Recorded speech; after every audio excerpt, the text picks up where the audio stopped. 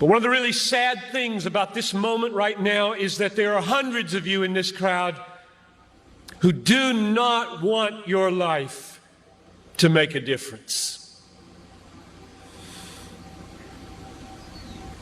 All you want is to be liked.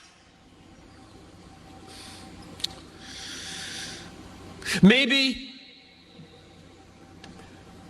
finish school, get a good job, find a husband or a wife, a nice house, a nice car, long weekends, good vacations, grow old healthy, have a fun retirement, die easy, no hell. And that's all you want. You don't give a rip whether your life counts on this earth for eternity. And that's a tragedy in the making. That is a tragedy in the making. About 3 weeks ago, we got news at our church that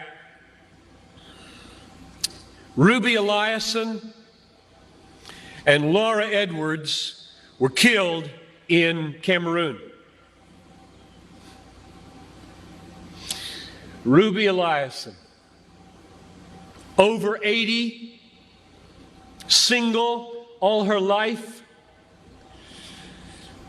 a nurse, poured her life out for one thing: to make Jesus Christ known among the sick and the poor in the hardest and most unreached places. Laura Edwards, a medical doctor in the Twin Cities, and then in retirement, partnering up with Ruby, also pushing 80, and going from village to village in Cameroon. And the brakes give way. Over a cliff they go, and they're dead instantly. And I asked my people, is this a tragedy?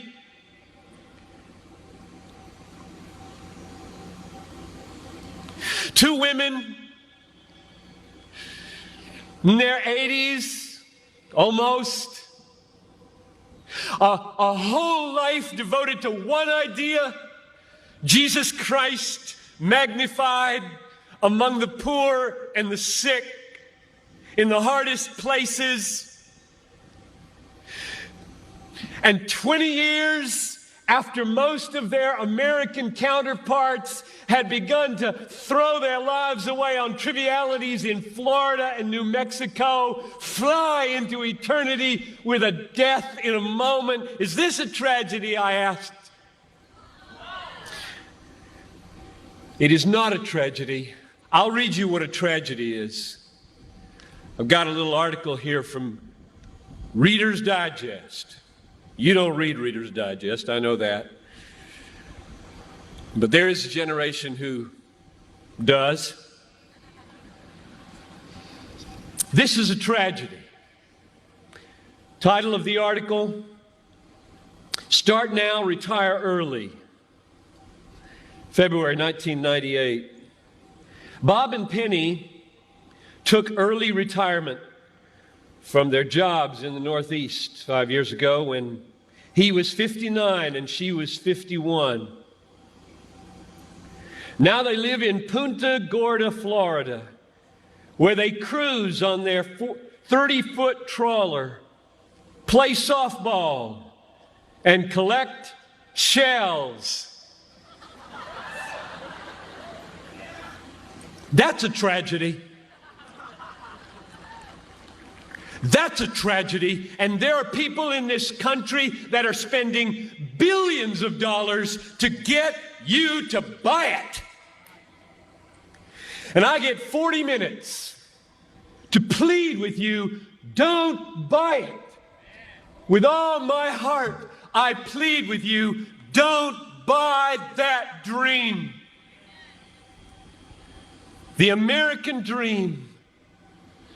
A nice house, a nice car, a nice job, a nice family, a nice retirement, collecting shells as the last chapter before you stand before the Creator of the universe to give an account with what you did. Here it is, Lord, my shell collection.